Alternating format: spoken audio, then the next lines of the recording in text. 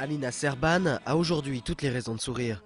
Cette jeune actrice, roumaine, a étudié à New York, joué Shakespeare en anglais et fourmille de projets. Mais elle a connu des périodes noires avant d'en arriver là.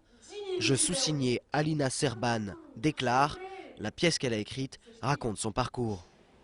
Après une vie comme tout le monde, elle plonge dans la pauvreté quand ses parents sont étranglés par les dettes. Puis dans la solitude quand sa mère est emprisonnée. 4 ans dans un foyer, elle pense ne plus jamais retrouver la lumière. J'ai aimé le projet parce qu'il ne parle pas de quelqu'un qui est né défavorisé dans une zone très pauvre, mais de quelqu'un qui a eu jusqu'à 10 ans une enfance similaire à la plupart d'entre nous. La pièce dresse aussi le portrait plein d'humour d'une adolescente comme les autres, qui collectionne les photos de ses idoles, tombe amoureuse ou écoute Michael Jackson. Pourtant, dans un pays où la majorité des Roms préfèrent ne pas se déclarer comme tels, par peur des discriminations, Alina a dû se battre, y compris contre elle-même, pour assumer son identité.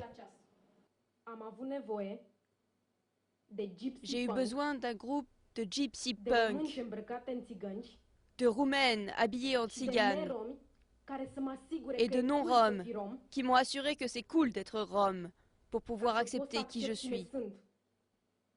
Alina veut jouer dans toute la Roumanie, dans les milieux défavorisés, roms ou non-roms. Sa pièce est une catharsis, mais aussi un moyen de donner espoir. Je